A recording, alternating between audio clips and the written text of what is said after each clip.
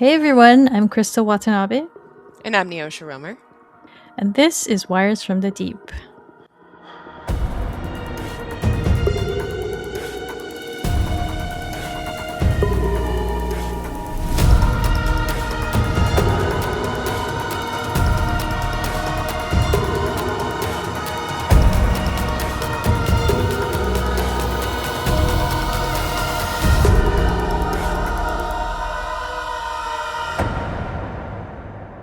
Welcome to Wires from the Deep, a Silo Series podcast. Today is Saturday, July 4th, 2026, and you're listening to episode 31, Outside the Order. Today, Neoshia and I will be breaking down the premiere episode of Silo Season 3 called Who Are You? And just a quick note that we wanted to wish our US listeners a happy belated 4th of July. Today is the 4th of July, but the episode is going to come out either tomorrow or Monday. So belated happy 4th of July. But yeah, we watched Independence Day earlier today, and that was a lot of fun. And then now we're recording for Silo.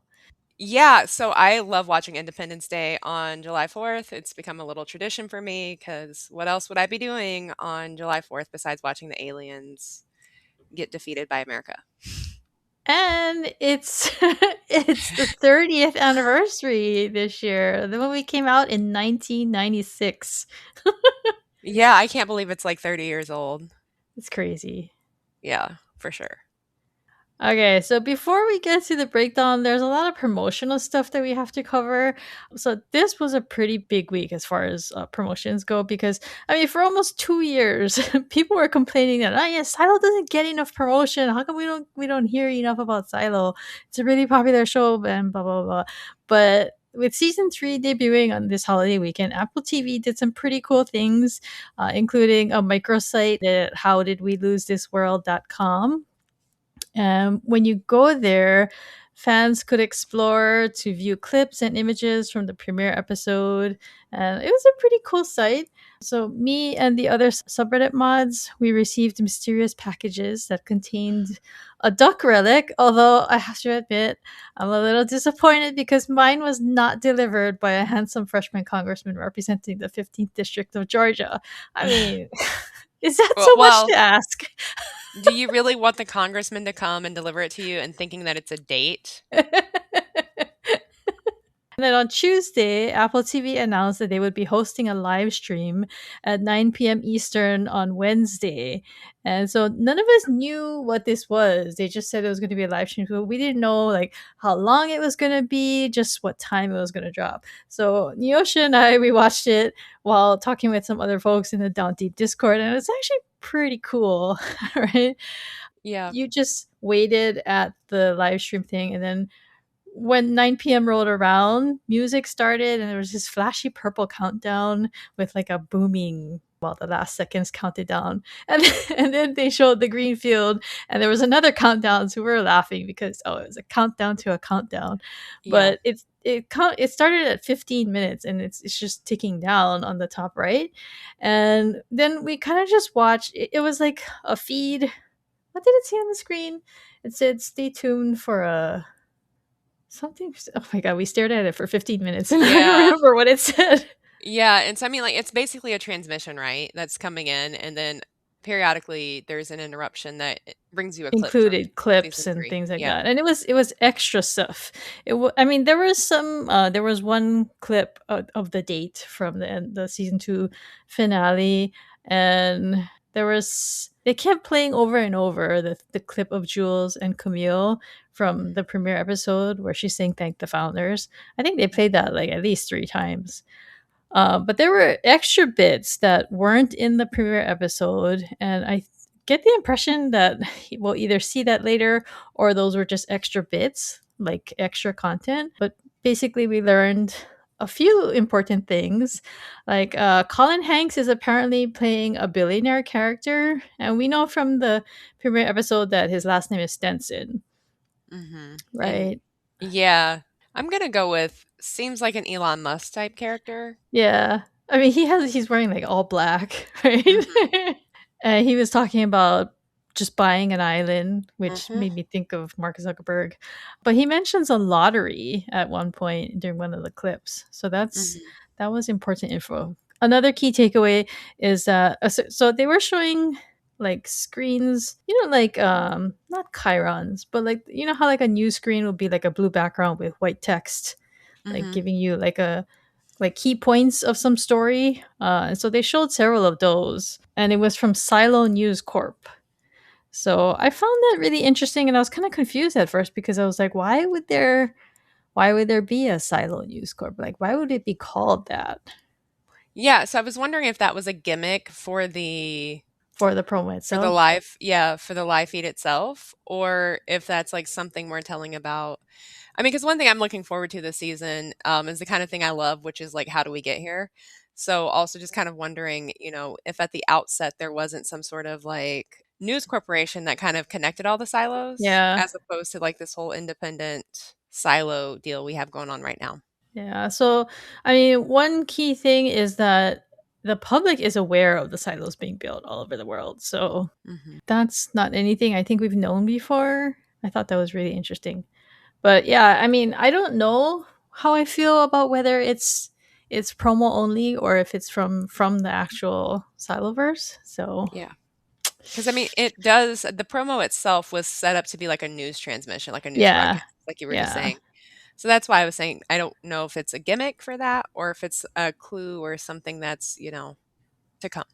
And it was referring to the founders, right, on the screen. I can't remember the wording, like I said, but it mentions the founders. And so to me that seems like something that would be like only from within the silo, right? Like if you're outside before the silos are built, before people could live inside, would you really call them the founders? I mean, it seems like more like a term that you would only use if you're inside, right?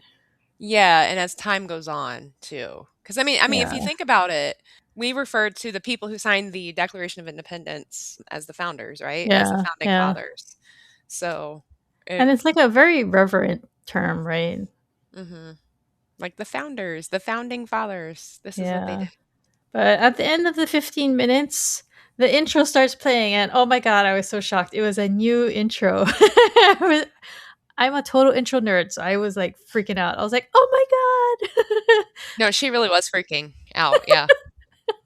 The music was different, the coloring was different, and I like mapped out this whole thing about the differences between the two intros that we'll get into later.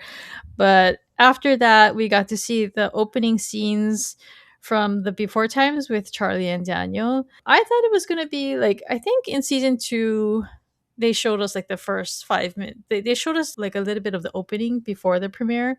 So they had done something similar in the past. So I thought it was going to be like the first 5 minutes or so of the premiere. But when the premiere did drop, it turns out that's not the actual opening of the episode. It's just the opening of the past scenes. So Yeah, which I kinda thought I was along the same lines as you. I was thinking that, this would be the opening, yeah, of the first episode, but it wasn't. it was still cool to watch though. Yeah, for sure.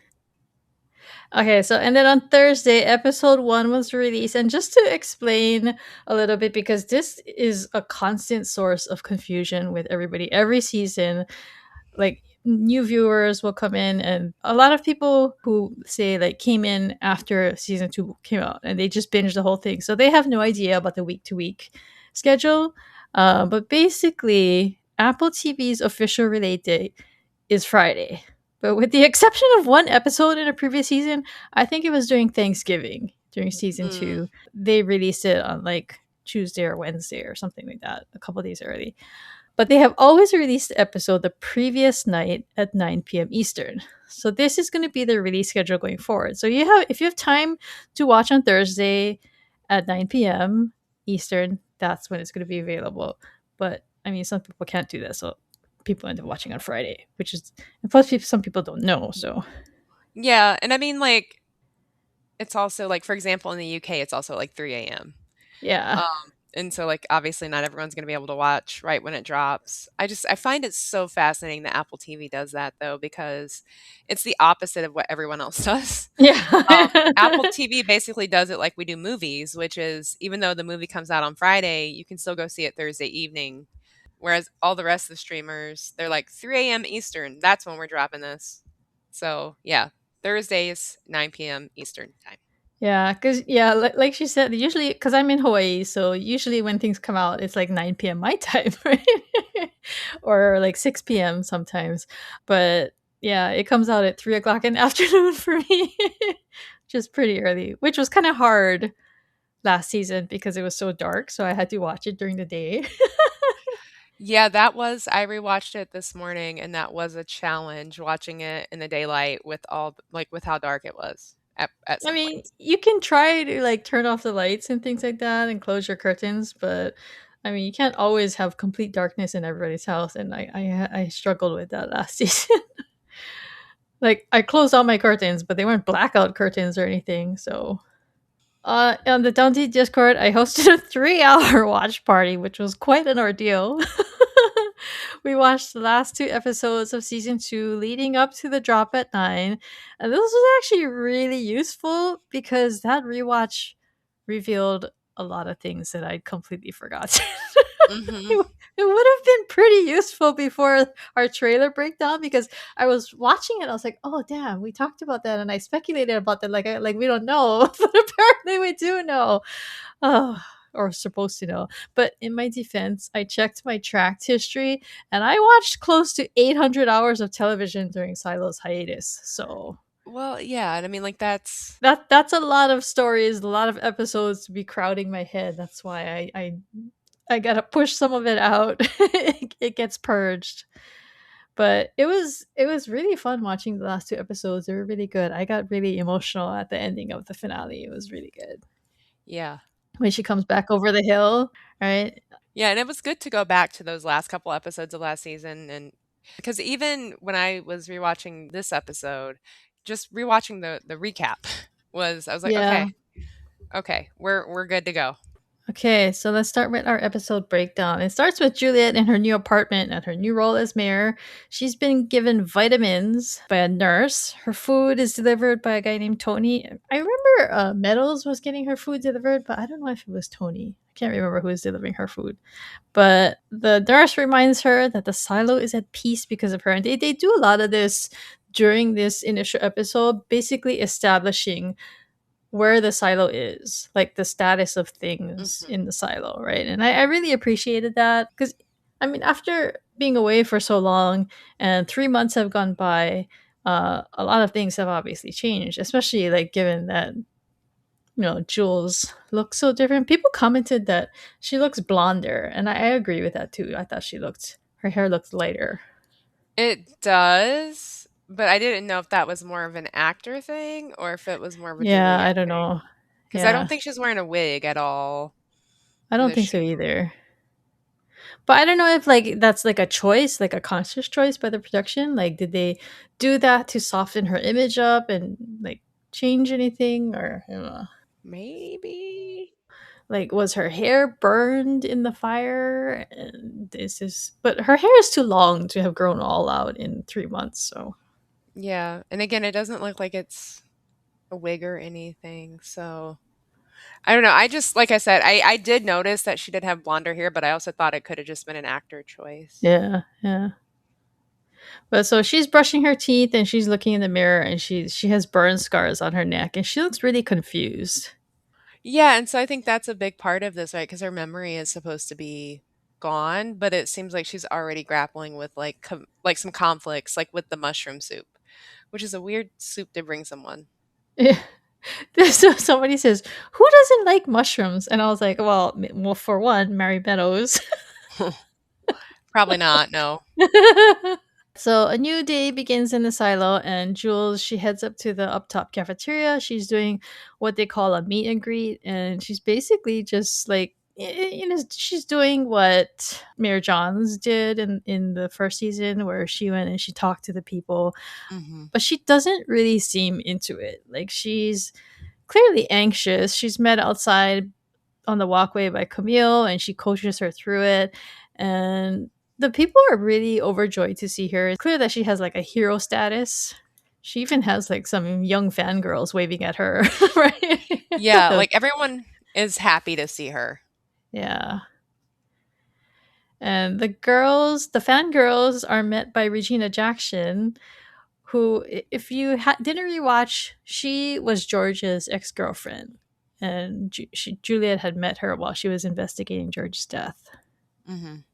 But she flashes a sheriff's badge, and the girls ask her how much she wants for it. She says she'll trade, and the lead girl reveals a handmade toy, and she kind of gleefully claims that someone got it from Dr. Nichols' place.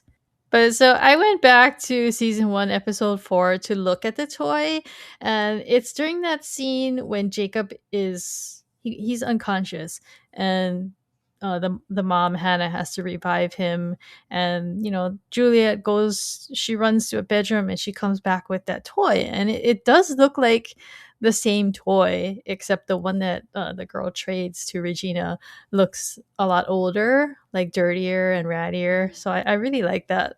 The attention to detail is really impressive there. Yeah. But I was really irritated by the girl who had the toy. Like, just the look on her face. It was very greedy looter kind of look on her Yeah. face. It was just kind of skeevy. Yeah. And I know that was intentional, but yeah, it just she gave me a bad vibe.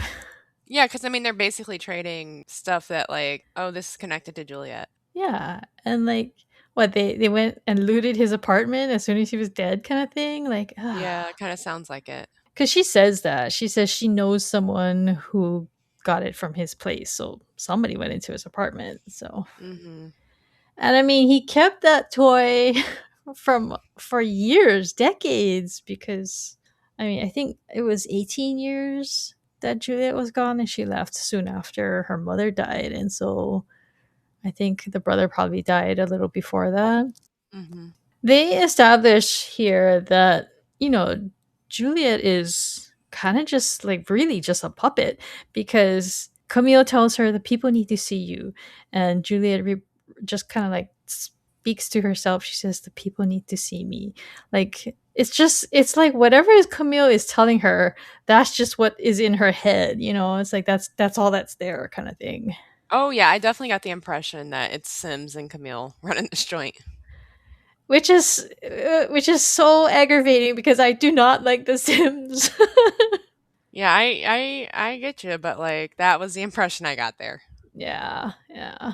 So Regina makes the trade with the girls. She makes eye contact with Jules and leaves, and then Jules says that she wants to leave, and that's when the intro plays. So I took some notes. I watched the two intros side by side. The music is different. The color scheme is more green/blue. There's a lot of new imagery, and then for starters, the new intro is 14 seconds longer, which actually it actually makes sense when you consider that they're potentially doubling their cast, so they need more space for names. But yeah, so the first shot after the sun in the cloudy sky, I think before it was the door with the airlock door with the sunburst on it, but instead of that, it seems to be an overhead shot of the stairs, the ramp going down to the silo. Because at first I thought it was just a rusted version of no door, like an open doorway, but you can see, if you look closely, you can see the ring, like a ring around it. So I think it's an overhead shot of the silo looking down. And then there's focus on the trees again, but there's a difference in the trees. These trees notably have no leaves. In the original intro, there's a falling peach, and the trees are full of leaves, and the peach rots. The peach is fresh, and then it falls and it rots on the ground. But this time the peaches fall. I mean, did it look like a peach or an apple to you? Because the stem it made me think it was an apple this time.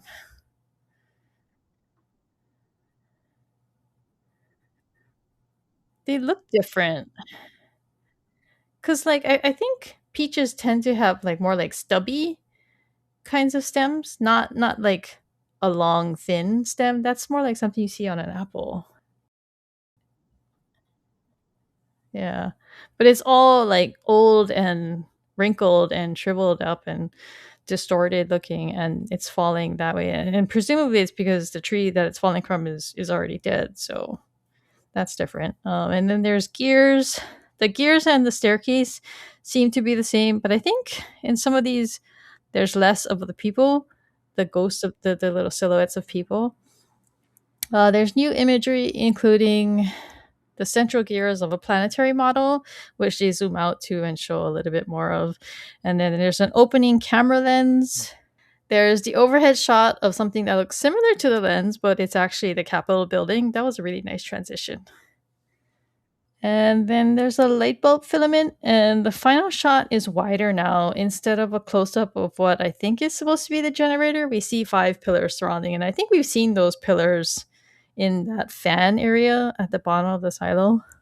But yeah, so those are the various differences I noticed.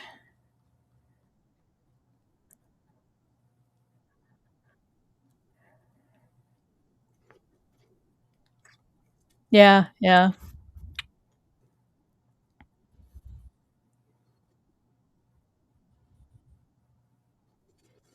yeah.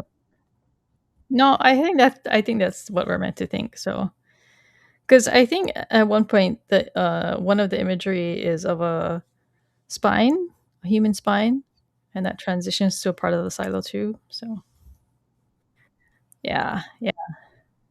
But so next we go to a flashback, and this is the part that we saw during the countdown. But it's a woman in DC. She crosses a street and she enters the hotel, which I looked it up. I had to pause like several times. The hotel is called the Willard Intercontinental. It's actually Okay. a really pretty looking hotel in DC. But what I really like the shot though when she goes into the hotel, she goes into a revolving door and Mhm. then the camera stays in the door as it spins and then she goes in and she changes and she comes back out. Yeah, like, I found her interesting, her introduction pretty interesting 'cause it's shrouded in secrecy. Yeah. Yeah, she's very paranoid, right? Because Mhm. she goes down to the metro, she spots a white haired man who happens to glance up at her, and she's really suspicious of him. And she gets on the train, and then she's like, "Oh my god, the man is on the train with me!" And she jumps off, right? She's so freaked out by him, Yeah. and they don't explain like how or why she's like this, but they continue this when she eventually goes to meet her brother. But it took my second watch of this scene to finally remember how I know this actress. She's Sybil Crawley from Downton Abbey. Oh. Whenever I saw her like in the trailer and stuff, I was like, I know this chick from something, but I didn't want to look it up because I wanted to get it, so I finally got it this time. Yeah, she does look familiar. I was just like, her face looks familiar, but I could not determine where she was from. Yeah, she's Lady Sybil. Next, we go to Daniel Keene sitting in his office, and I know this scene spoke to Neosha.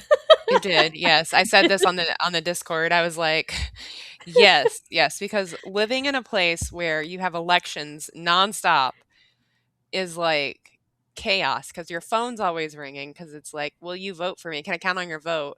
And I'm like, So please you've stop had the calling. actual candidates call you? No, it's usually someone on their behalf Oh, okay. that makes the call, but it's just as annoying as it was to this man who was like, if you put me on your do not call list, I will vote for you. If you don't, you call me again, I'm gonna vote for whoever is running against you. I don't even care at this point. Like, stop calling me. I was like, oh, that's a pretty good tactic. Yeah, and he put do not call on the list. Like, so Yeah, he he he did. He got what he put wanted. DNC. Yeah. Props to him though for actually calling himself. Mhm. So he next goes to meet the woman that we saw earlier on a bench near the reflecting pool. She grills him on whether he took the precautions that she said, and she's like really like aggressive toward him. She's like, "If you didn't do it, I'm gonna punch you in the throat." Yeah. But he hands her a sweet tea, and so this kind of bothered me. I don't know if you saw this, but he says, "I got you a sweet tea," and she says, "They call it iced tea here." And I was just like, wait, isn't sweet tea something like a specific drink? So I think that's a comment on just where they are in the country because in that part of the country, tea is almost always sweetened. You have to ask for unsweet tea. No, but isn't sweet tea like extra sweetened tea? Like, isn't it a specific Mm-mm. drink in the South? No, I mean, like if you say I want iced tea or if you tell someone you're drinking iced tea, it's sweetened already. But I thought that's just called sweetened iced tea. Mm. It's just iced tea in some parts of the country. Up in the north, like where I'm from in the Midwest, we'll say, "Oh, I want some sweet tea." And that indicates that you want a sweetened like, you want it with sugar. But my understanding is that in the South and other places, when you just ask for an iced tea, it comes sweetened already. It's not unsweet.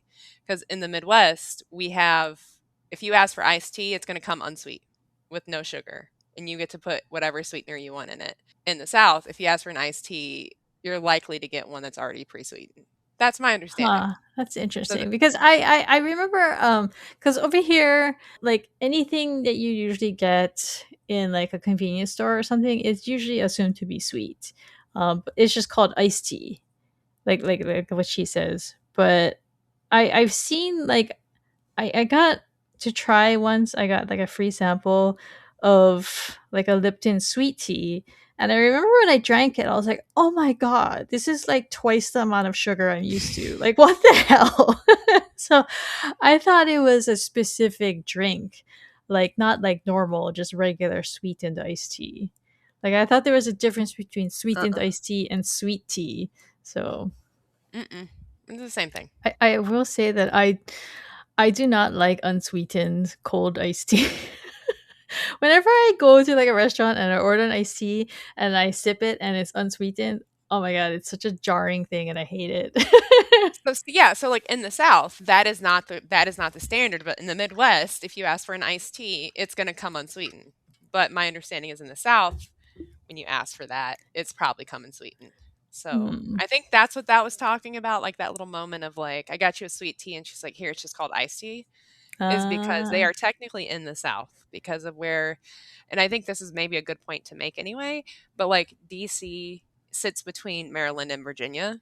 It's in the mhm. South. We don't typically talk about it as such, but it is technically in the South. So we learned that she's his sister, that she's in the Navy, she's off post but not on leave. And she also happens to know quite a bit of details about this date that he went on, or this what he thought was a date because she knows about the Pez and that he managed to work New Orleans into the conversation and she's giving him shit about it. And she knows all of this because I guess she's the one who referred Helen to him. Mhm. So it sounds like they're at least friendly acquaintances that they talk enough that they talked after she met with him. Yeah, and that, like, she is putting together this story, and her and his sister is really, I think, a key part, which is Yeah. interesting to me. So she mentions Senator Thurman's Iran committee and she says that he should get on it. And I didn't understand why she said she owes you because you said good things about her. And I was like, why would why is that him her owing him anything? So, I mean, I think this is a good commentary on politics because she's a senator and he's a congressperson, and so his whole Yeah, point here is that, like, she doesn't know who I am, first off, because I'm in Congress, not Senate. Because in the US, there are, what is it, 544 Congress people? a lot of them. Yeah, Um, a lot of Congress people because we have congressmen based on how many people we have in the population versus senators, there's only 2 from every state. So there's 100 senators versus like 500 and something Congress people.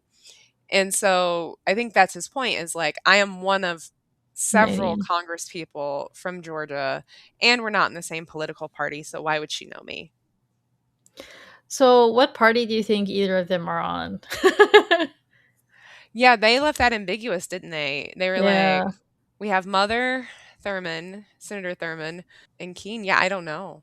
I don't know. And maybe that's the point. Maybe it should be left ambiguous because Hmm. even that's a comment, right?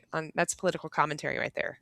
But he presses his sister to confirm that she's in the. I guess there's going to be a bombing of Iran because they set off a dirty bomb in DC, and so there's going to be retaliatory action. And people were commenting on the subreddit saying, "Did they film this before the Iran, the Iran thing in reality?" And we're like, "Yeah, they did." Yeah. So I wonder how they reacted. Were they like, "Oh, we're prescient," or is it more like, "Oh shit"? I think we can just almost always assume we're going to be bombing somewhere. Yeah. But she says she has to go, and he's like, "Oh, come on! I did all that like spy crap just to talk to you for 2 minutes." And I mean, fair, right? It sounds like she made him go through a lot of. Yeah, like 2 buses, 2 taxis, like, it was a whole ordeal to get there. She's so paranoid, but she basically tells him to get on that committee and then go talk to Helen again. I guess what she's trying to do is she seems to know something that she wants to get out, right? Mhm. Like she wants Yeah. her brother to somehow get information out to the public. Yes, I mean, it seems like she wants her brother to get intel, to find something out, maybe that she already knows, but she can't tell him Yeah. because we do see her kinda sorta confirm that she's on that bombing operation, but she's not actually gonna Mhm. tell him. And she calls him civilian swine. Mhm. And we do learn he's former Army, and that Yeah. The Project New Orleans, I'm really interested in learning more about what that Yeah. is, Yeah. because that came up several times in the episode. Yeah, and they talk about drills too, and then makes me think of the drills in the bottom of the silo, right? So is that how does that become relevant? I mean, it seems kind of heavy-handed almost that they keep dropping this whole, oh, he was a key person in this drilling thing and blah blah blah, and there's these giant drills in the bottom of the silo that we keep seeing. So yeah, I feel like that's going to become relevant. But yeah, so as she walks away, he's like, "You forgot something." And he's sticking finger at her, and I really like this because my brother and I used to do something similar in high school. Like if I saw him in a distance, I would just stick finger at him, and he would do the same thing back. And Yeah, it's it was something a kids very do, right? yeah, it's a very it's a sibling thing because yeah, she sticks her finger back at him without looking back. Yeah. So then we come back to the present, and Jules is having a dream about her time with Bernard on the ramp and outside the airlock. And Camille comes to her apartment because I guess she woke up from her dream and she called the nurse or whatever. She was very, very upset. But she is talking about there's something she has to do, but she can't remember. And Camille tells her that because she wants to talk to Bernard. And she says Mhm. it's not possible for her to talk to Bernard. And she leads her through a breathing exercise. And Sims is watching from janitorial. And then we have Sims taking Jules to the airlock, and he explains to her what happened. I'm using air quotes. Because he's feeding her, just like Camille, right? He's feeding her a story. Mhm. Her head is basically empty, and they're filling her with a narrative. And so he tells her that she was in there for 3 minutes, that all the oxygen was gone after 30 seconds. Her suit was a fire suit and it protected her, but the flames melted holes in Bernard's suit and the poison got in, which I thought was really interesting because you would think that like the fire is the more pressing thing, but he makes it sound like, oh, the important thing to note here is that the fire burned holes in his suit and then he got poisoned. So Mhm. I don't know. Yeah, I mean, I probably wasn't the only one listening to that story the first time and being like, "Yeah, he's not dead." Like, they're totally Yeah, lying to yeah, her. yeah. Yeah, It just all sounded like bullshit. So, right, like, all of it. and also like some of the remembrance things were confusing to me too because they show Bernard with burns all over his face, and I was just like, well, I mean, he was wearing a helmet, so how do you get burned all over his face? So Yeah, I mean, I think the thing was that she has, like, the best suit, and the his suit fire was just suit, not. Yeah. yeah. The other thing that was suspicious about the to me that really clued you in on the fact that this is all BS is that he tells her that we see him looking at Bernard wrapped in plastic, and he says they couldn't take a chance with the public burial. And I think what he's referring to here is that Bernard is potentially infectious, right? Mhm. Because that's why they wrapped him in plastic, not that like white muslin cloth like the other burials. And he says they closed the stairs and it took six porters 6 hours to get him to the incinerator. And then they show that one of the porters, and he's wearing a red suit too. He's wearing like one of the fire suits, and it's Sims. I was like, wait, so Sims was one of the six porters, or did he just go down there too to go watch him burn? But he says that yeah, he watched him burn. So I was just like, yeah, this whole thing just doesn't sound right. Yeah, I mean, if I'm Sims though, I do wanna go and watch, make sure Just it's done. because he's such a bastard. I got to make sure. Well, and I mean, Which you I also mean, don't want that's a smart thing to do, right? I mean, we're always yeah. complaining about, oh my god, why don't you make sure the villain is dead? Right, right. Or we were actually complaining about this on our other podcast earlier in the week, where it's Yeah, like, why do they make these choices? But I mean, it does kind of make sense that Sims would go with them and be like, I'm going to watch, even though it's a yeah. 6 hour trek down the stairs. Juliet turns to him and says, "Who are you?" Which is the episode title. But he's only the one of two people who says this during the episode. There's like a double amnesia thing going on. But she says she knows his name, but she doesn't know him. She doesn't even know who she is, and so like we get an idea of just how deep her amnesia goes. I question whether it's actually amnesia or if it's just complete memory suppression. I mean, Camille calls it memory suppression drugs, so I think that's what it is. Yeah, so yeah, I don't think it's amnesia at all. But they're calling it that, right? Yeah. I feel like they have to say it's amnesia because if they're like, oh, here's your memory suppressant drugs, she's never going to take them. But okay, so that's actually that makes me think of something else too. So Camille, and this is jumping ahead a little, but Camille is being directed to give these drugs to Juliet from the computer, the AI. Um, but so the nurse calls them vitamins. Do you think the nurse thinks she's just giving her vitamins? No. You think I she's don't in on think it? that. I think the nurse is in on it because of the very first scene we see where she tells Juliet, like, the silo is at peace because of her. I Yeah. think she is in on it. Because yeah, she's part of like feeding her the line in the narrative. Huh. I actually think it's the opposite. I think she doesn't know, and she's just giving them to her. We shall see. Yeah, I mean, there's a lot of. I also had another question about the vitamins that came up later, but it is more so like they didn't. It didn't even seem like she really watched her take them, Mm. which is something I would think that they would do is like make sure that she actually swallows them. Anyway. But Sims goes to Camille, who's directing someone in IT to remove files. So is she the head of IT now? Because it seems like she is, right? She's the I one who I goes into the vault and stuff like that. So she must be head of IT. yeah, it seems like her and Sim just kinda run the place. Yeah. He's judge and she's the head of IT. But she asked what he told her, and so this is important because now we see a different outcome. Supposedly this is what Sims is remembering, in which he pictures himself suffocating Bernard with the plastic. So do you think this is real? Because I don't know. I still somehow think that Bernard is alive somewhere.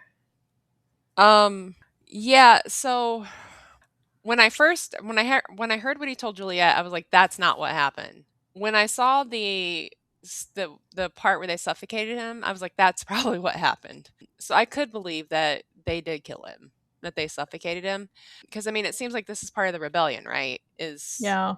they gotta get rid of Bernard. And this is a really convenient way to do it because we see a little bit later too where Knox is talking about no one was supposed to be a sacrifice.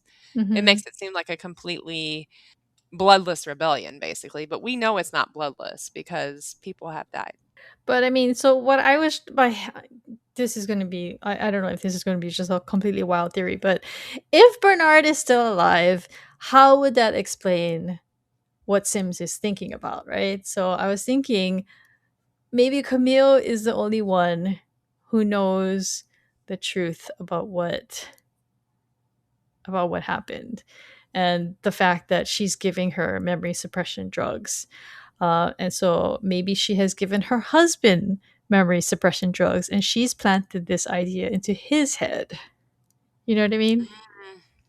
Mm, yeah, I mean, That's one possible theory for it that where my head is right now. So yeah, I mean that could be.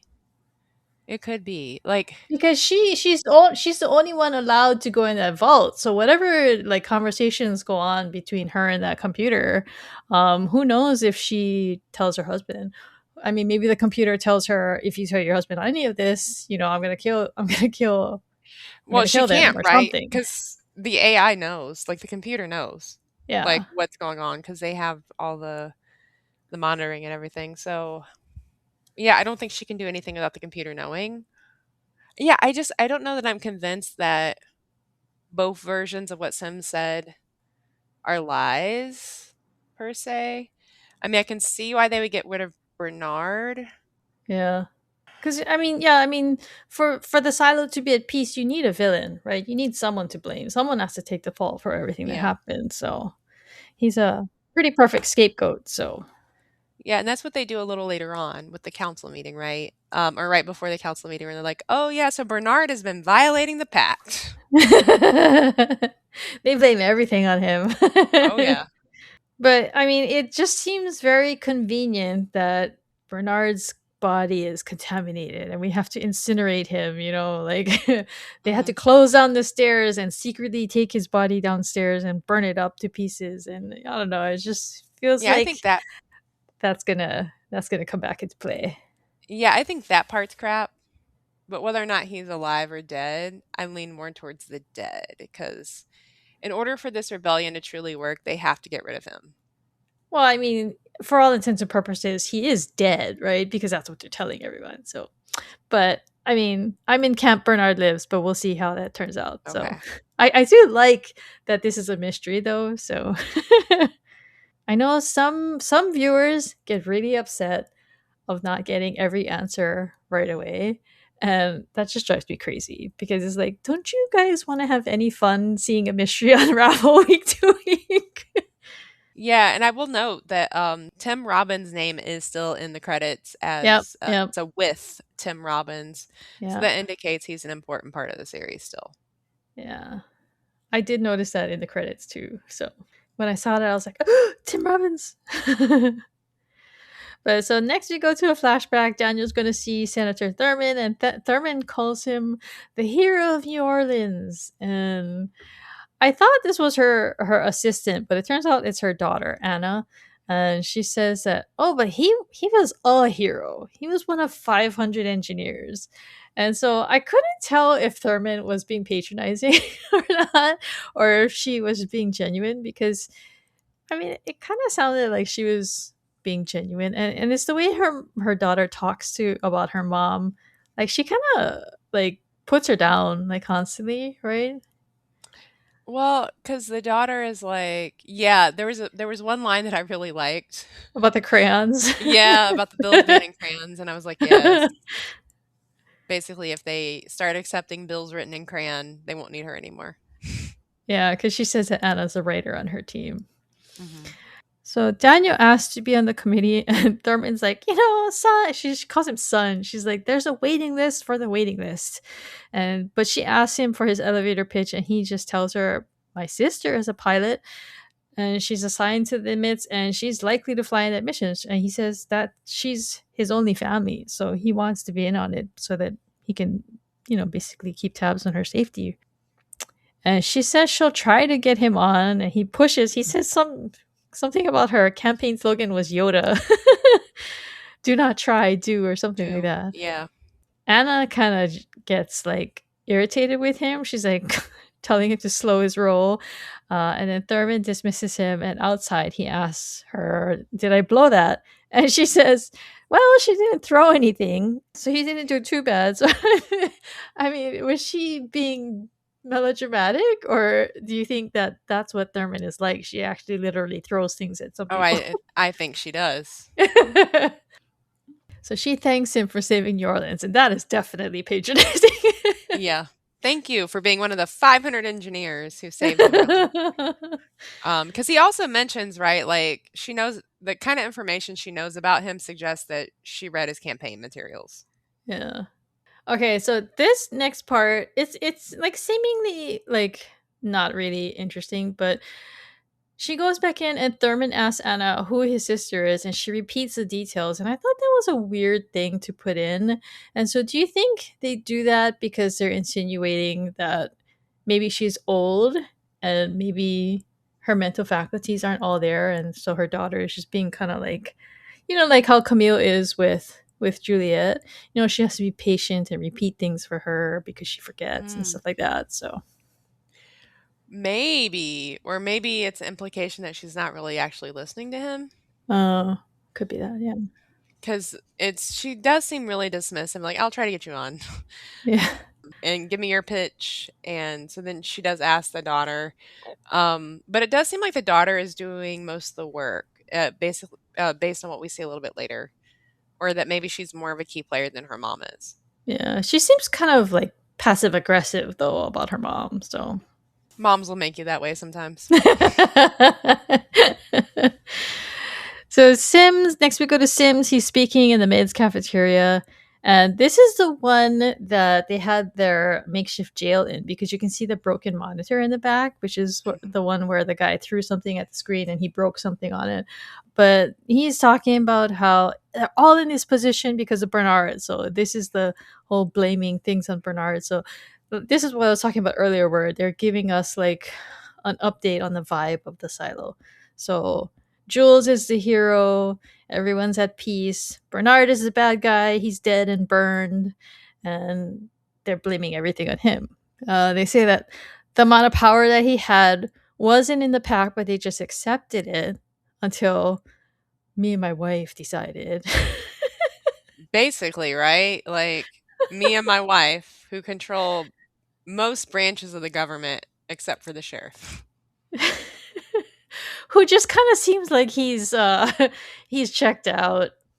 Poor Yeah. Paul. He looks very beat down and tired. And we know from last season that his condition from the syndrome is advancing. Although actually they actually showed in a scene that he was not shaking, right? Because there Mhm. was a scene where Kathleen seemed to be hinting that maybe his condition is better because he's in a down deep now. So W Well, also too, of note, I'm pretty sure in that scene, doesn't she note it's because he hasn't been taking his vitamins? ah. But isn't the vitamins that he's been taking something that she makes? No, he stopped shaking because he stopped taking the vitamins, I thought, right? This Yeah, was in but I season thought 2. that it's something that she makes for him because she's a herbalist. I don't know. Maybe, I don't recall if I mean, it could be, I don't recall that part. I just find that interesting that we're talking about vitamins and memory suppression in this episode. Yeah, Then you yeah, mentioned the part about his shaking, and I did recall that, like, that was Kathleen mentioned that, like, that's the difference is you stop taking the vitamins. So I wonder if she's making him medicines or out of herbs that are not these vitamins. And so I kind of wonder if there's an implication there about the vitamins and what they are. yeah. We're gonna have to put a pin on that. That seems like a thread that's gonna come back Mhm. because they've been seeding the whole syndrome thing very subtly throughout the two seasons, and they haven't really dived into that too much past season one and some small hints in season two. So I feel like Mhm. that's going to become something important later. But so basically, and he announces that Paul is rewriting portions of the pack, which I found so funny because, like, oh my god, the pack nerd is now the pack editor. Ah, probably his dream come true. It's his career goal met. I mean, that's what happens to people who are all like, "Oh, I love rules so much," they end up making you write them and edit them.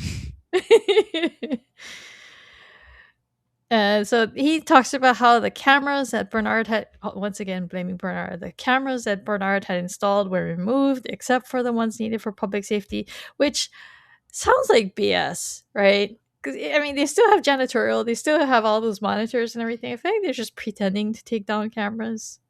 And don't the cameras come pre-installed with the silo? Weren't we Yeah, also I talking about that? Like, yeah. So I feel like he's just saying this for show.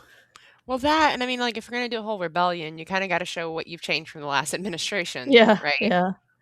So, but that's interesting though because this basically means that the Sims have presented themselves as being part of the rebellion, even though he was like the big bad against the rebellion until the last minute kind of thing.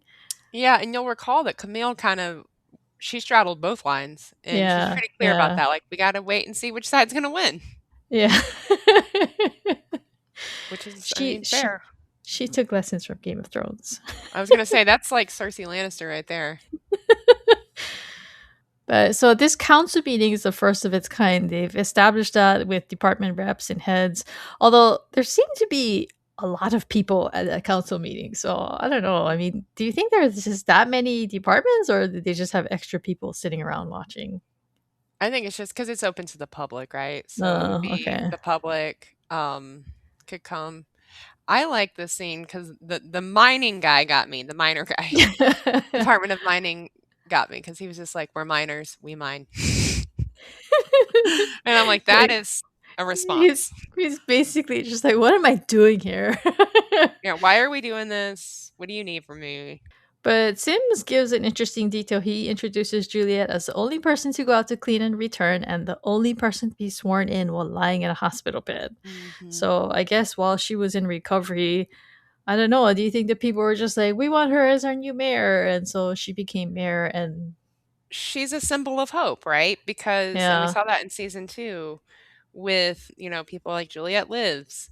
And so she's a symbol of hope. I just found it interesting that in a situation like this, you would expect that no one knows she can't remember anything, yet they know she can't remember anything, and they're just like, "That's our mayor."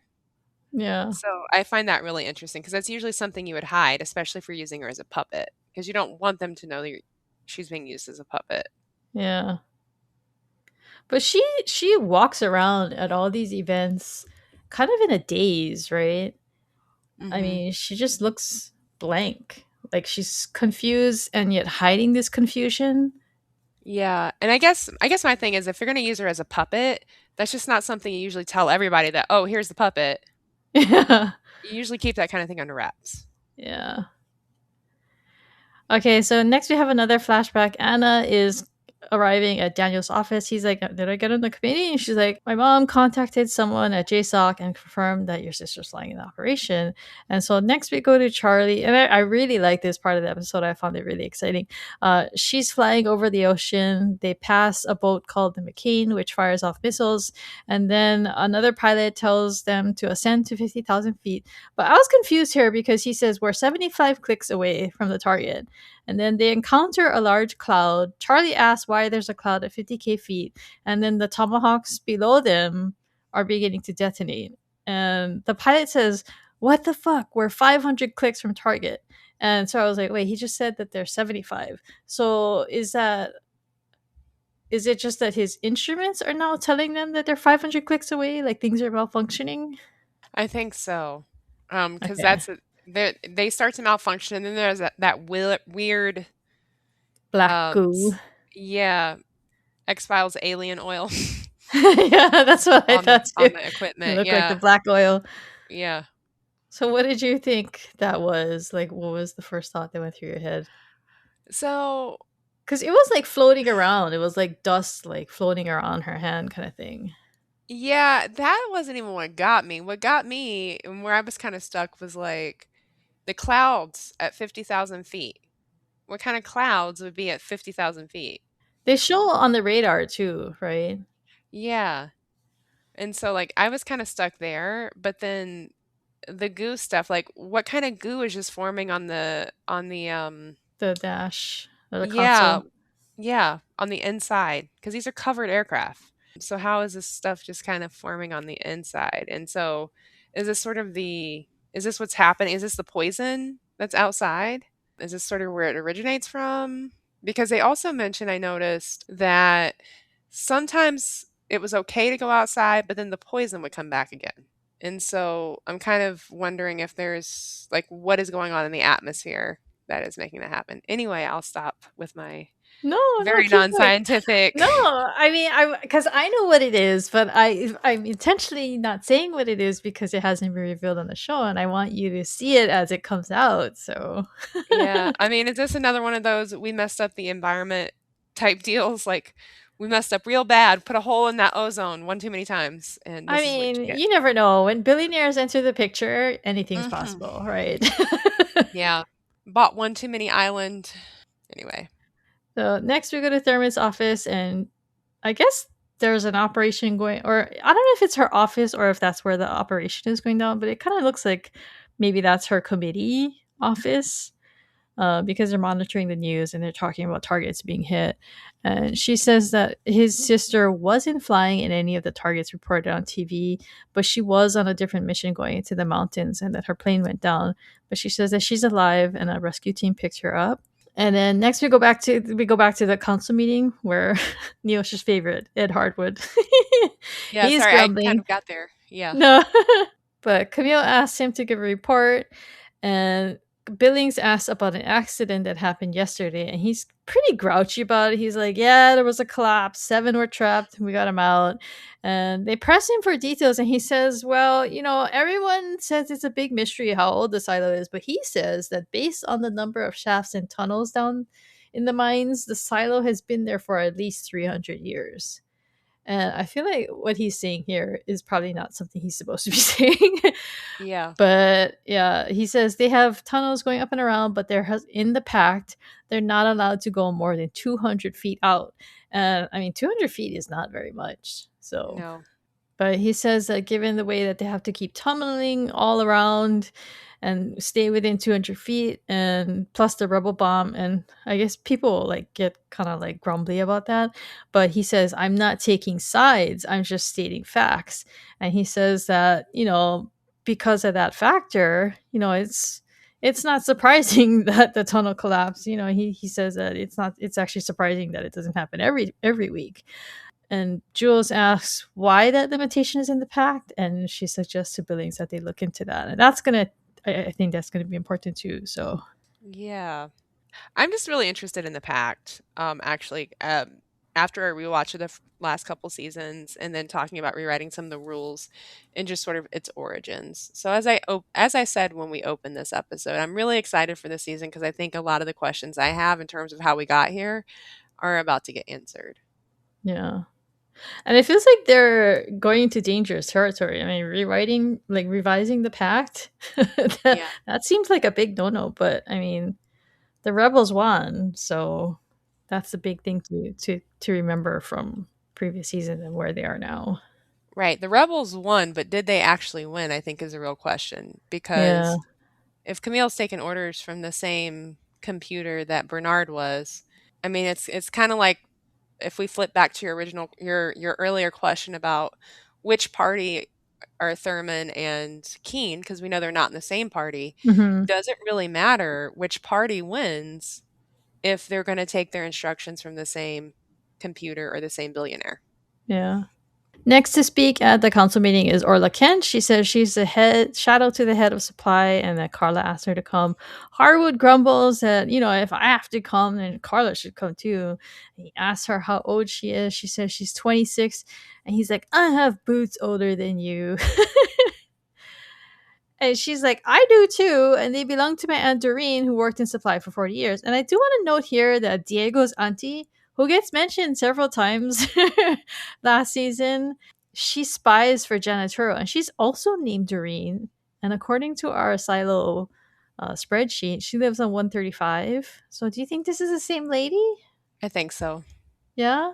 So, Yeah, so Orla is Diego's cousin. I think so. Yeah. Interesting. But Orla says that Carla's still going to retire, so she's going to be the one giving the reports anyway. So that's why she wanted her to go in her stead. And she says that after the rebellion, there were shortages, but they took certain measures and they took from critical supply, and now they're back to pre-rebellion levels. She says, bottom line, we're good in supply. And this is a line that Martha had said in her note. And so that Hmm. triggers a memory in Jules. And I thought that was a really clever way to bring that back. Yeah. Knox speaks next, and he criticizes Harwood's complaining and mentions that he had to be hauled up the gap. I missed this in the first time we watched it, but he's referring to the portion of the stairs that were blown up in the rebellion Yes. with the bomb.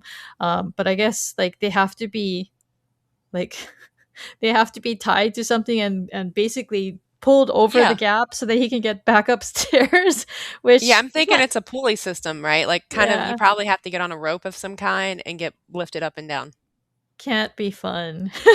He mentions that he thought that they were gonna drop him. And I mean, he must have like didn't he jump from something? Yeah, he jumped off of a walkway to get down back to the down deep. So that's got to be That's got to be something that he remembers, doesn't like. But he reports that the generator's running fine thanks to Jules' fix. And she, when he says this, she kind of looks like taken aback, like, oh, am I supposed to remember that? Which I'm assuming she doesn't. So, No, I don't she doesn't remember anything. Poor thing. but he mentions that young idiots have gone down to the digger voids to look around, and Martha has sealed off access. And Paul speaks next. He gets up, and like I said, he looks really tired. He looks like he didn't want to be at this meeting. Yeah, he just is like, and then he stands and gives his report. He's like, crime is down. I'm revising the pack. The end. But Right. Camille's like, yeah, well, what about our two fugitives? And the two fugitives turn out to be Patrick Kennedy and Lucas Kyle, which I thought was interesting. I was like, why is Lucas a fugitive? Because the last time we saw him, he was in his apartment with his mom, and he was ready to give up, right? He was like, I quit as Shadow.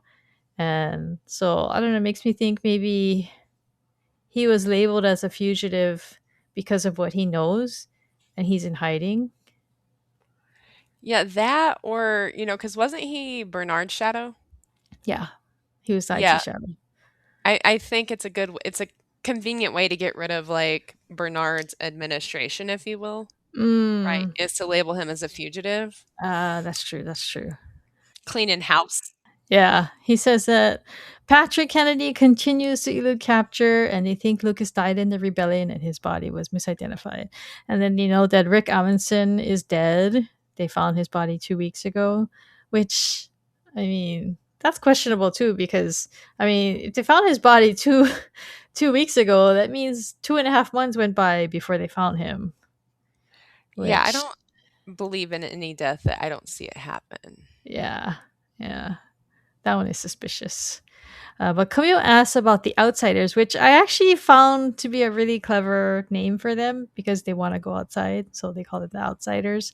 Mhm. But he says that they pull their stunts and then they're gone when they get there. They don't know who they are because they wear masks.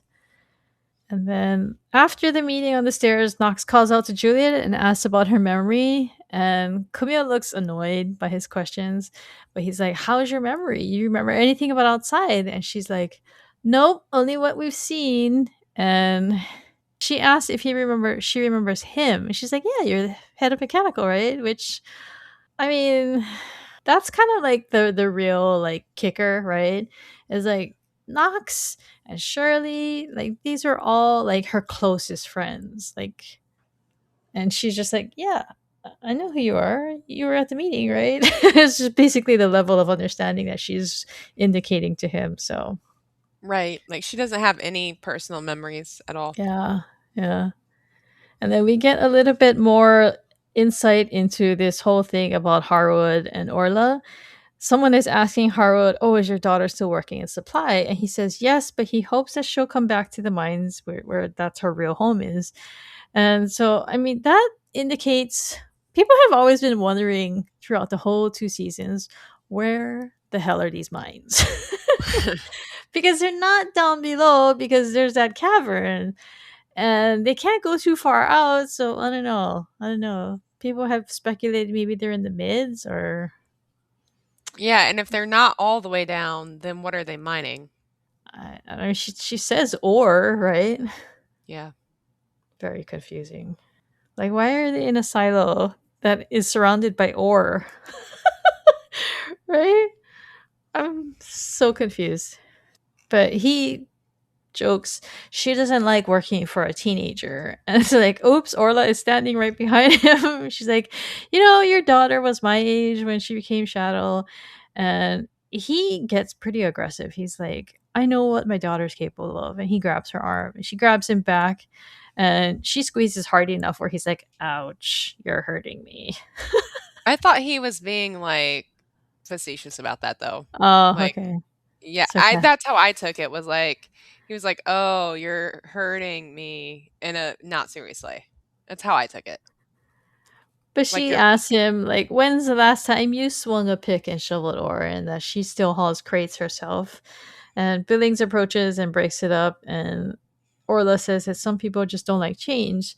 And so then we get to see the gap and how they get past it. And yeah, it is with a series of pulleys. They show people sitting on seats and they're getting raised up.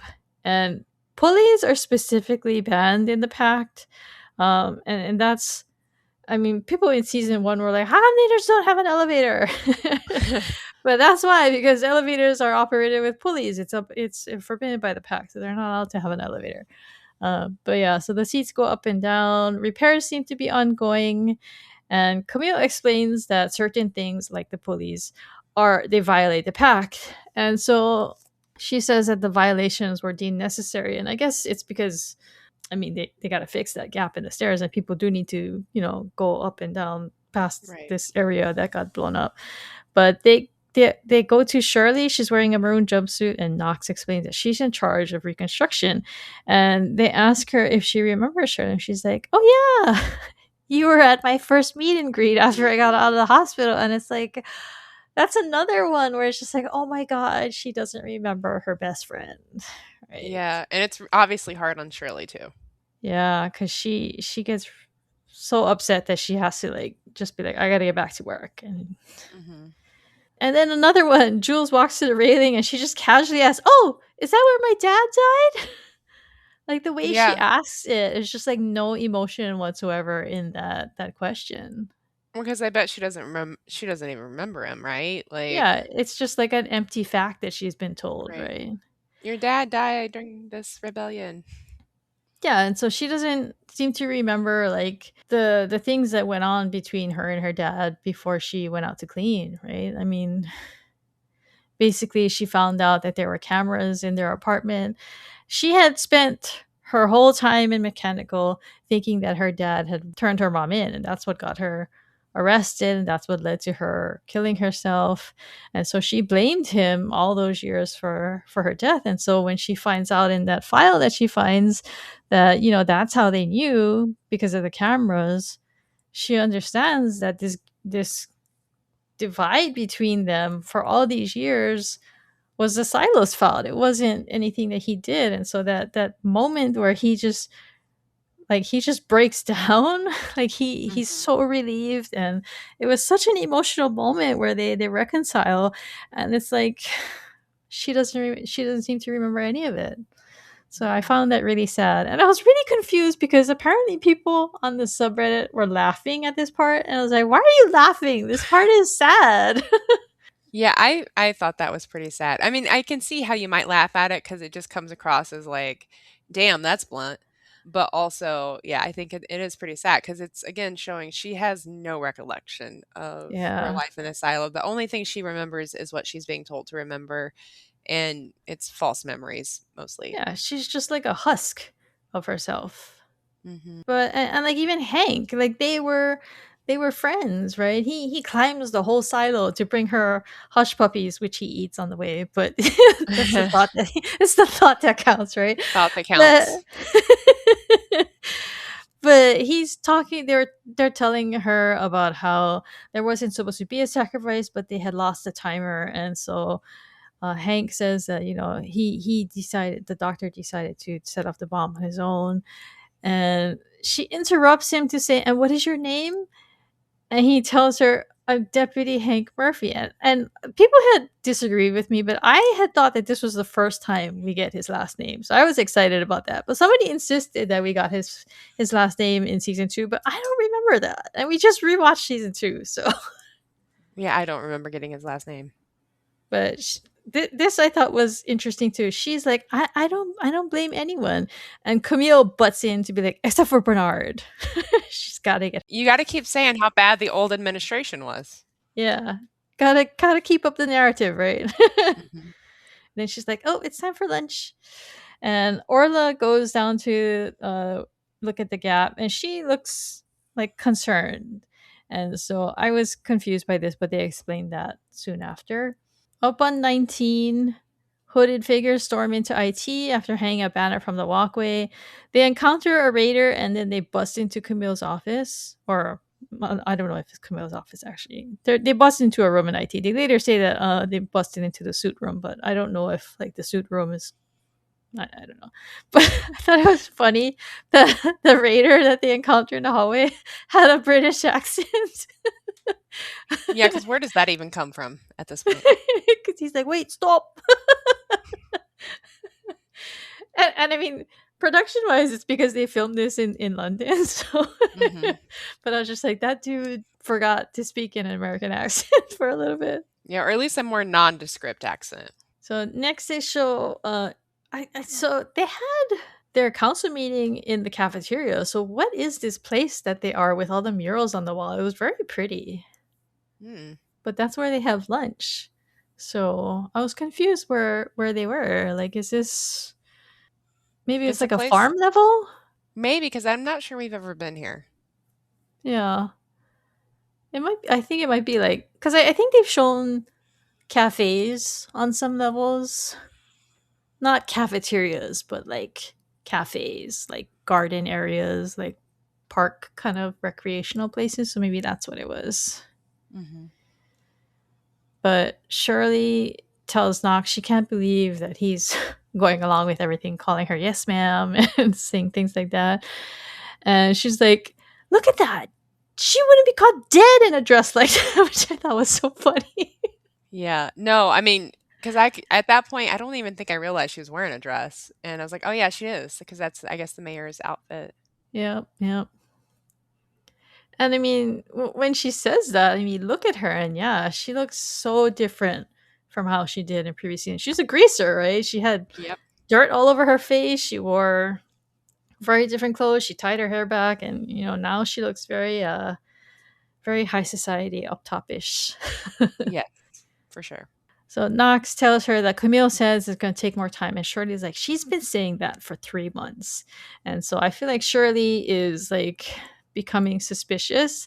She thinks Mhm. that something is going on, and Camille is behind it, and I feel like I mean she's right. So Yeah, and I mean, yeah, because again, it's hard on them because they're friends, like, yeah, yeah, they know her. they've known her their whole lives basically. So Right.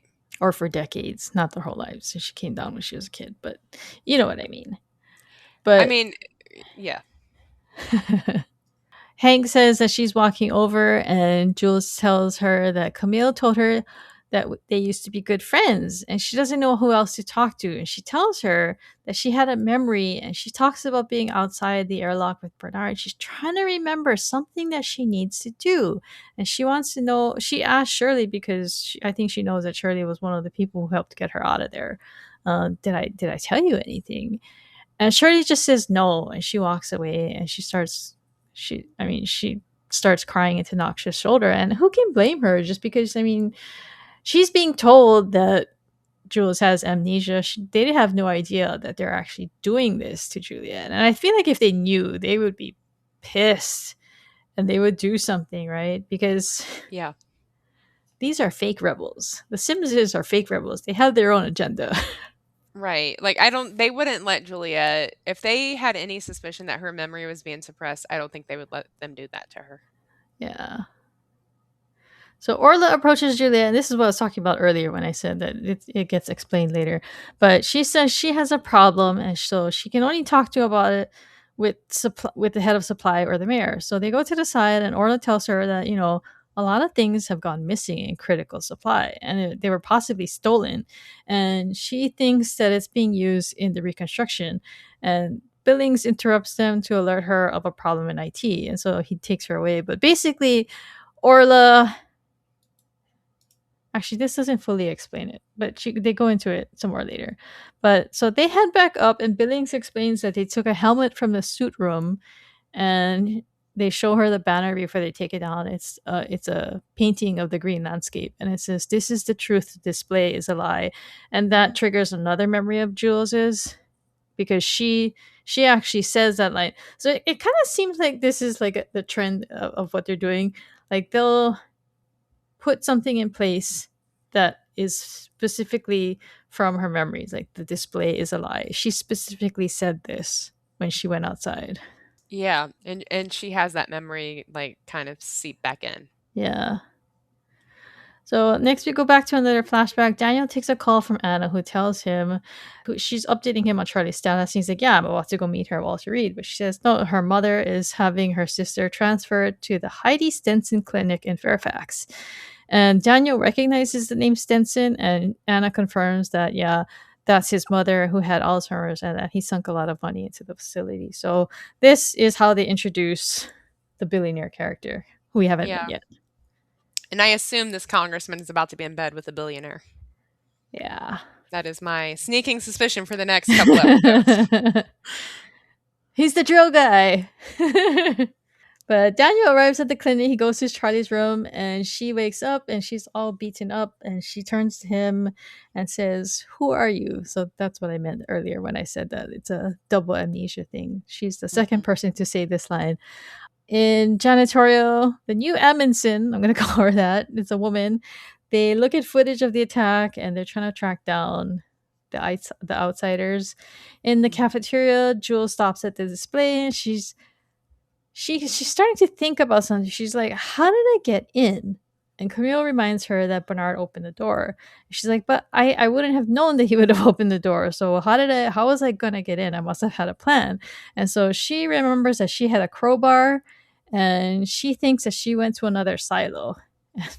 It's a good thing that they weren't in a place where they weren't like at the meet and greet when she says this, because I feel like Right. that would have been really bad. But Camille tells her maybe we should watch the video again. So she coaches her through a memory, air quotes, of walking to a refuge hut. And this is the first time we've ever heard this term refuge hut. Mhm. And she says that the story that they're feeding her is that she stayed in this refuge hut until she was strong enough to come back, and that there was a fire suit and a helmet in there. Thank the founders. Thank the founders. But that is such a flimsy story though.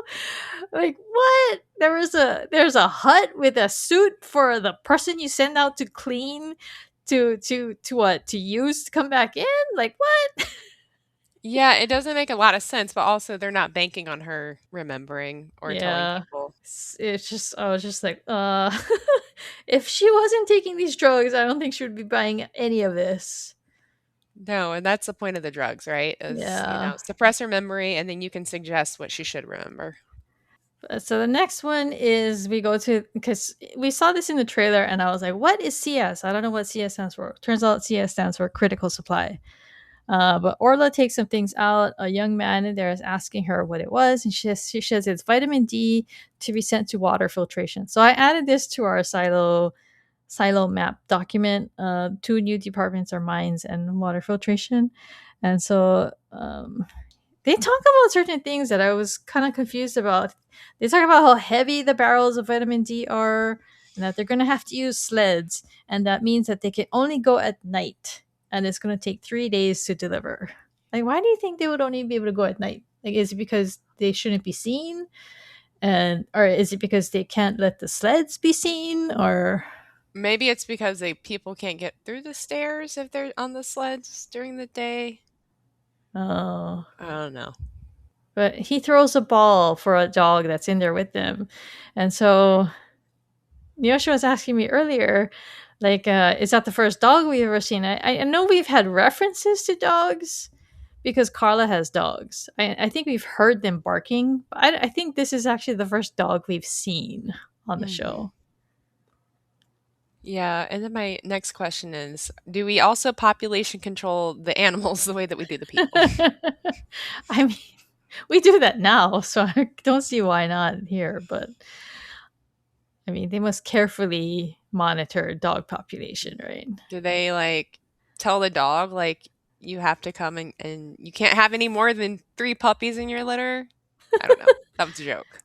But here we learn that Orla took Glenda's job. Glenda is Harwood's daughter, and that she's investigating her.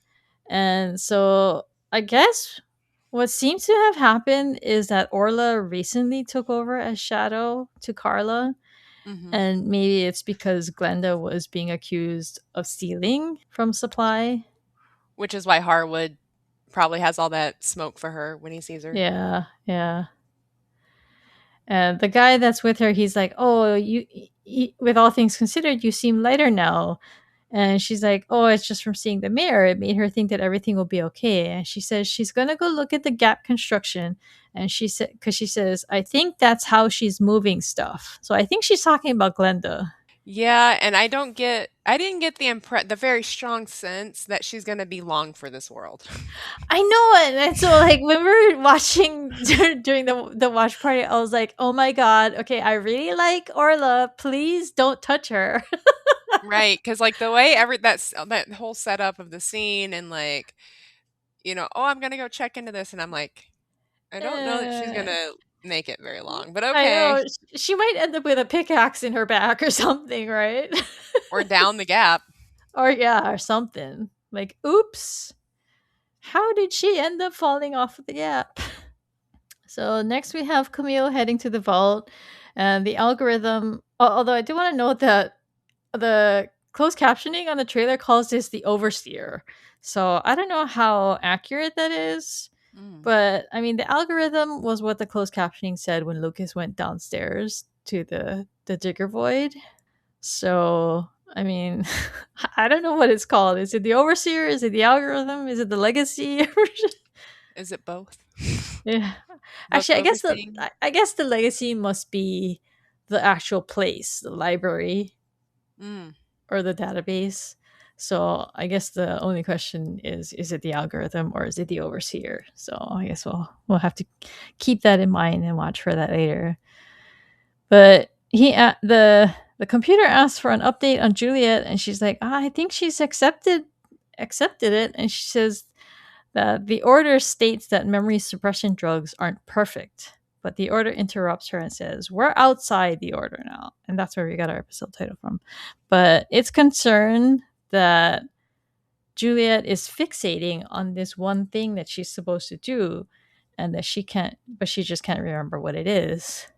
And they tell Camille to double her dosage. And then it cuts right to Juliet. In the beginning, they show her taking 2 pills. And then in this scene, she's taking 4. But the nurse asks her how the council meeting went. Tony delivers to her a special chowder. And he tells her, I heard good things. And she's like, you say that every night.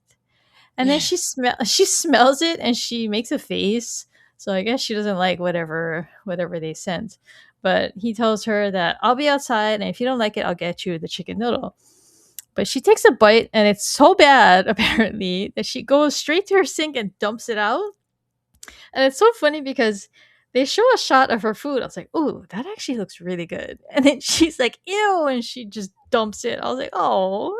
So, I had a thought about this. I wonder if they put something in the soup I think they to did. to Yeah. make it so that she would do that, because that's the only way she gets the green capsule is if she dumps it. Because otherwise, how does she find it before she Well, eats see, it? I was confused because I was like, well, how do they know that she's going to dump it out? What if she just puts her spoon down and sends the whole thing back to Tony, right? It's no guarantee that she's going to dump it out in her sink. So I don't know. But I'll just let that go. But I mean, it looked like salmon chowder to me. But so that would imply that they have fish farms. Do you think Hmm. they have fish farms? Yeah, I don't know. Well, because another thing is they have I mean, maybe they have running water. Mm, That's a weird connection, I know, but, like, I guess what the reason I kinda made that connection is there's things that I wouldn't necessarily expect that they have, and so I wouldn't rule anything out. yeah. But she finds a green capsule with a note inside. And then she puts her bowl upside down and gives the tray back to Tony, saying it wasn't great. He's like, why is the bowl upside down? She says, it's just to tell them that she didn't like it. Uh, and then she goes back to the note, and then it says, want to know the truth? Leave your bowl upside down. Go to the marketplace at 2. Burn this. And so this is actually a different note than we see in the trailer. The trailer one just said, don't take the pills. So I don't know that it's necessarily that it's an error. I think maybe it's just that maybe they have to keep sending her notes to remind her not to take the pills.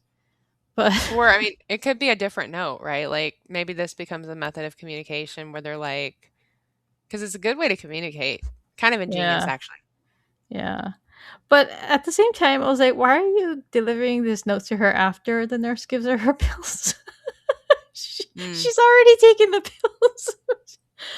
uh, why don't you get her the note before the nurse arrives? She takes out a match and she burns it, and then the credits start. And the two previous seasons episodes end with score, but this time they ended with a song, and the song is actually "Come Talk to Me" Mm. by Peter Gabriel, which is an interesting song choice given the scene they ended with. I thought that was cool.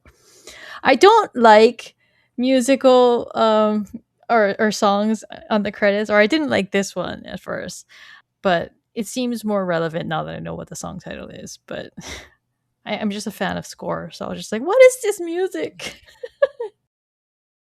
All right, so there are some.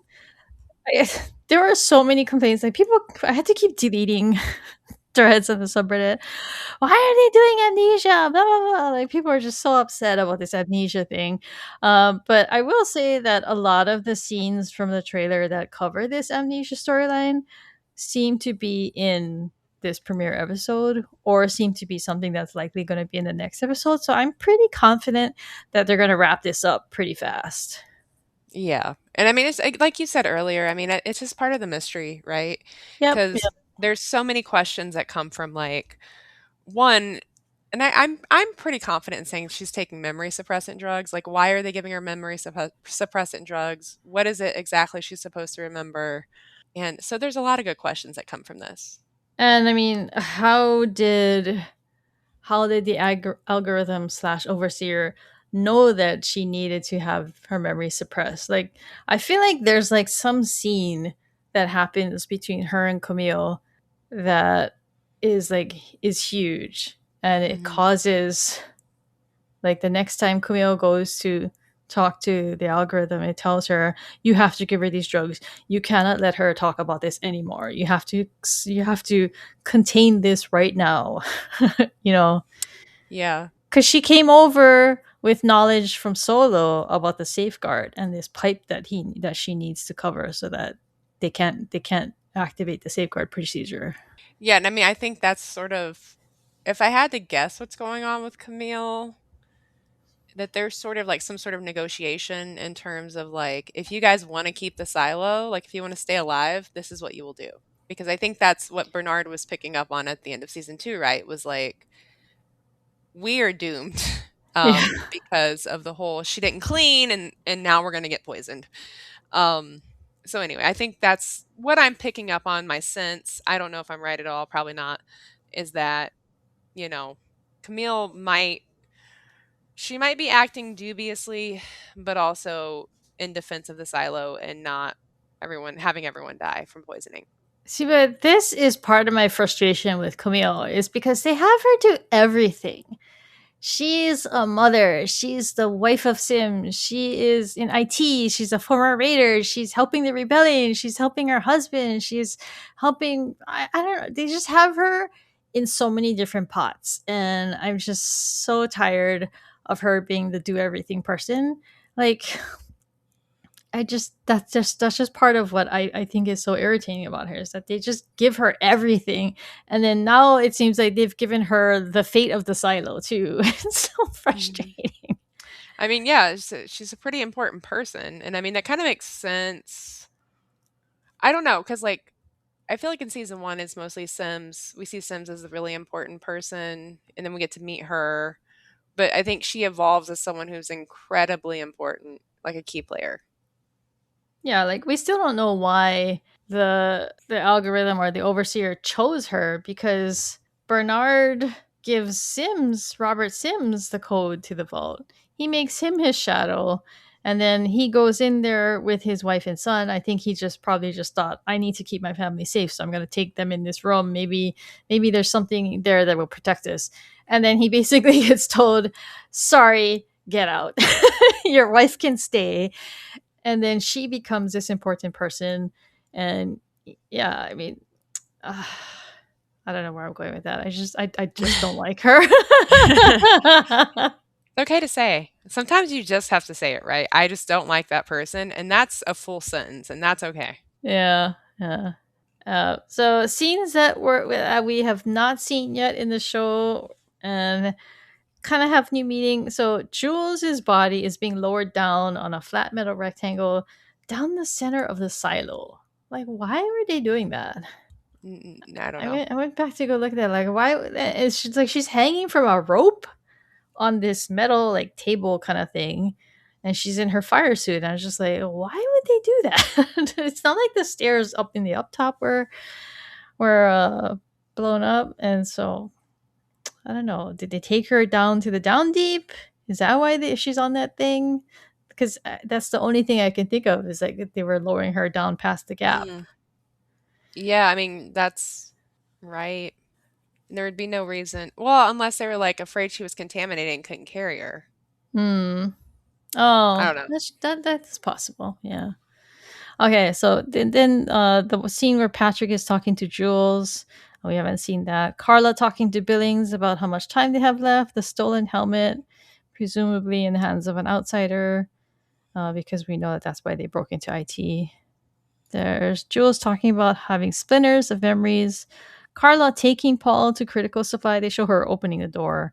And then Jules saying, if the founders cared so much, why did they need to kill Asylum? I feel like a lot of this is going to be in episode 2. Mm, And once again, she's saying, there's something I have to do to protect everyone. And we know from the finale that she's trying to remember how to block the pipe with the poison for the safeguard procedure.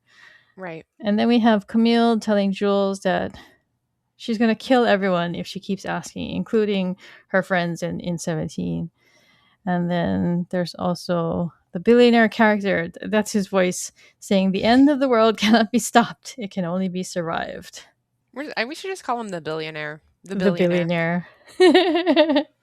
According to Google, his name is Per Stenson. But, I mean, this show isn't even on Colin Hanks's IMDb page yet. So I guess we'll maybe see in next week's flashbacks. So other topics, I spotted a bunch of knitting that I liked. Orla was wearing a cute rainbow like ribbed sweater. I really like that one. And then Jules's nurse was wearing a really pretty Aran cardigan with a honeycomb pattern. And then there's that really beautiful collared robe. It's like a Hmm. bathrobe that Juliet was wearing in her mayor's apartment. I think that's knit too. It was very pretty. I like that one. Yeah. All right, what have we been watching? I have been on an FBI binge, and I subbed to MGM Plus for a month and I watched season 4 of From, but I was pretty disappointed with it overall. I didn't like the finale. I felt like it felt like half a season, and I kind of wish that I had just waited until the fifth and final season was out and just watched both of them. But I mean, From is really popular with Silo fans, so that's how I got into it. And I don't know. I hope that the final season is satisfying. But and then I went to Supergirl last week, and I didn't really like it. It was kind of messy and all over the place, and to me, it just didn't come together in the end. It was only my third DC movie, and I don't know if I'm gonna watch anymore after that. I'm a Marvel Oh, girl through and through. DC, I feel like just gets a bad rep because I think realistically, I don't know, like cuz I've never been a Marvel or a DC person. It's more so I go see them and I'm like, "Oh, I like this movie," or "I don't like this movie." No, And so I don't know, like that's just my view of life and so I've never had the whole like I hate DC whereas I know like some people do. It's it's not it's that one or I the other. hate DC. It's just I just don't have much interest. So I've never seen Aquaman. I didn't see like the Ben Affleck Batman ones, and yeah, just I have my superhero like quota is very much fulfilled with Marvel. So And that's fair because there's like so much Marvel content that yeah, I don't even yeah, know how one would begin to it's rewatch everything hard. ahead of It's hard the to new keep up, Avengers. especially with the TV shows now. Yeah, that adds to it. And then I watched Widow's Bay during the wait for for Silo, and I actually really liked that. So, and that got renewed for season 2, so that was nice to hear. Yeah, I saw that. And so I've been watching, actually, I've not been watching anything. I've just not been in the mood to watch anything. So the fact that I turned on Silo during our watch party and then also today and paid full attention to it was really amazing because that's where I've been. But yeah, so what I will be watching, X-Men 97 is back. It came back on Wednesday. First 3 episodes are out. Criminal Minds, the season should be wrapping up soon, I think. What else was I watching or supposed to watch? Widow's Bay. I did say I was going to watch Widow's Bay and I haven't watched it. Oh, okay. All right, we're going to do some quick self promo. Wires from the Deep is brought to you by Pico's House, which offers a comprehensive slate of services for fiction authors. You can find out more by visiting www.picoshouse.com. And if you're enjoying the action between me and Neoshia and happen to watch procedurals, you can check us out on our other podcast, Romcom Detectives Castle Unit. I co host that show with 2 other people to cover Lucifer and The Mentalist, and you can check that out at romcomdetectives.com. Any final thoughts on this episode? I thought it was a really good premiere episode. I really enjoyed it. Me too, and I'm looking forward to seeing what happens throughout season 3. Thank you to our listeners for joining us for another episode of Wires from the Deep. If you're enjoying our podcast, be sure to leave us a review on Apple Podcasts or Spotify. Leave us a comment and let us know your thoughts on our discussion. Join conversations about the show on the Silo Series subreddit and on the Down Deep Discord, where you can participate in discussions with other fans and chat live as new episodes drop. If you want to contact me and Neoshia, you can leave a comment on one of our YouTube videos, or you can email us at crystal@thedowndeep.net. We'll catch you guys next week for our breakdown of episode 2. It's all good. Bye. Bye, everyone.